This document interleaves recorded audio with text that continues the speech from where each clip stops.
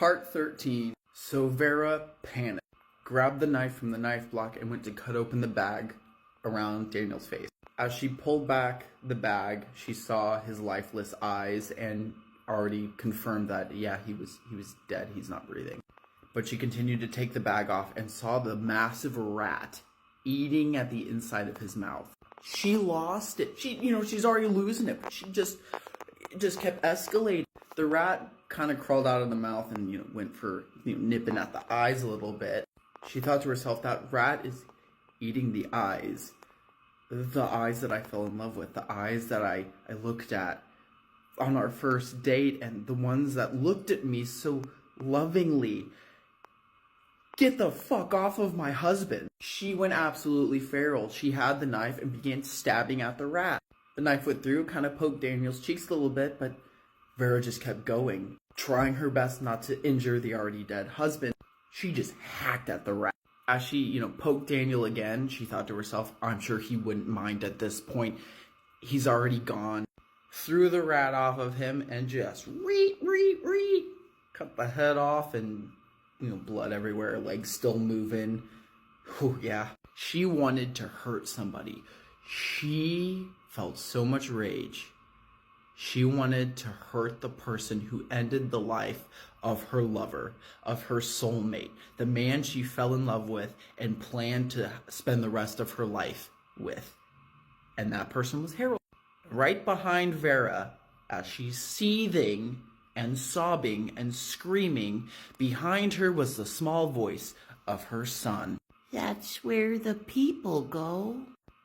The people go away now. Vera whipped around, looked at her son, and started screaming, What have you done, Harold? What the fuck have you done? What did you do? I can't yell here because I'm in a hotel. What did you do? And every single time where Vera had advocated and validated for Harold, for his behavior, for unaliving two people, for just everything, the way he acted, just all of it, out the window. She knew at that moment that he was evil. There was no coming back from it. That is not her son. There is none of bits of her in him. It's all his father. It's all the slob. That is not, there's nothing. There's no reforming. There's no goodness in him. There's no saving him. He is bad to the bone. She didn't want to see him anymore. She wanted to see him in pieces, just like Tina. She needed to make him disappear. Losing all control, she charged him with the knife, tackled him to the floor, cut him in the process, and seeing her son injured didn't faze her at all. She wanted more. As Vera wrestled Harold to the ground, Harold just laughed. He just laughed. There was no fear anywhere. He just cackled. And this really pissed her off. She held his head down and she got ready to make the final blow of just... And right at that moment, the door burst open and she heard, Knife! She's got a knife! That's not a knife. This is a knife. Boom, boom, boom. Just like the American Cop style. She looked up at the last minute to see Detective Wells and his little sidekick bursting through the door, and, they just started blast. She fell back, looking like Swiss cheese now. Harold just kind of just laid there on the ground, reveling in it. Detective Wells is just like, holy shit, oh my god, what the fuck? And his partner's just like, Wells, you had to do it. We can justify this, you had to do it. She had a weapon, she was gonna hurt him. We'll figure this out, it's gonna be okay. And Wells is just like, oh fuck, I didn't want to kill her. I didn't want to shoot it. I didn't want to do this. So much commotion was going on. The cops were yelling for paramedics, call the medics. Let's get a paramedic in here. Oh my God, this is crazy.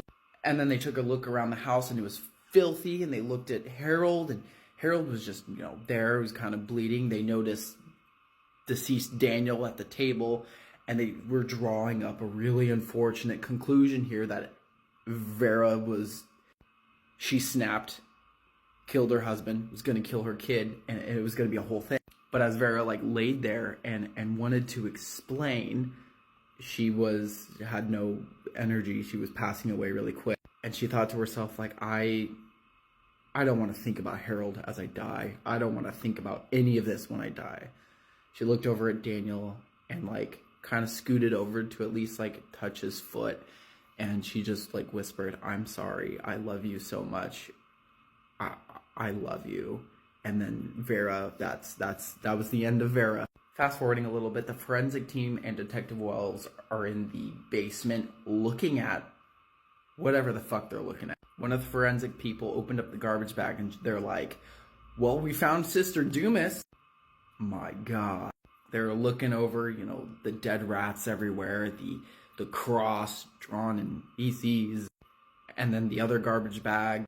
Well, what's in the other garbage bags? Somebody opened it up and, we got a head, we got a torso. Oh, this other bag over here has legs. This one doesn't have a scalp. The detective's sitting there with his, partner in crime, and he's, "Oh my God, she snapped. We didn't realize Vera was some religious psycho. Like, she snapped, and she must have done all this, and killed the husband, and lost her mind." And then, as they continued to go through the house searching for evidence, they found the pictures of Harold at the Catholic school. The one where he's naked and in poses. And the conclusion got worse. Oh my God, she's also a disgusting pedo doing things to her son. And we didn't realize, she took this religion super seriously. We didn't think she was a religious person. So they drew the conclusion that she was doing things to her son, killed off the family, killing people that got in her way in the name of God. Continuing through the house, they noticed that the big-ass deadbolt on Harold's door, including the ropes around the bedpost when he was coming down from the drug. My God, she tied the kid to the bed, locked him in the room. He won't be the same after this. The kid at this point is better off dead. Wow, case of the century. Turns out the cops were tailing Vera the whole time since the incident in room 13. Been following her around, and they finally stopped off at the house, and when they heard her scream when she found Daniel, they came in immediately and they found the scene. So then the detective went to Dr. Plankton's office. They started the interrogation. "Good evening, Dr. Plankton." Good evening, Dr. Plankton. I'm Detective Wells. In regards to your client, Vera Harlow, we're here in regards to a recent incident involving your client. We want to know a few things, if you can offer us some. "Yeah, sure thing, detective. What do you want to know?" So they began to ask him a couple questions about the marriage, the whole Harold thing, and disclosed a bit about the scene they uncovered. So then Dr. Plankton started disclosing some of the information about Vera's past to snuff out any assumptions. "Well, detective, as you know, that Harold Harlow is the product of our word. That is not Daniel's child." He then talked about pretty much everything that Vera went through, a lot of their sessions leading up, and the issues about Daniel and Vera recently. So she killed her husband because she was mad. He must have done something to piss her off. Actually, quite the contrary, detective. She was obsessed with him. She loved him. They loved each other. They were just dealing with some personal things. She wasn't mad at him at all. She was worried about him. I don't want to believe that she did that. There's no way. Then Dr. Plankton did an amazing job of describing to the detectives how people who came from trauma or experience horrific trauma may act a specific way. And as the detectives kind of pushed weird narrative, Dr. Plankton pushed that aside, and he's like, "Listen, understand this, that people may develop coping skills or specific ways to deal with trauma. And I don't believe Vera snapped like that. She actually was a really wonderful person, and she really wanted to change. She was doing her best to raise her child to, get past what she went through." It was beautifully put in the book. I can't even describe and do it justice without completely plagiarizing the book. Jesus, Doc, you make her sound like some sort of saint. "Listen, detective, even the devil was an angel once.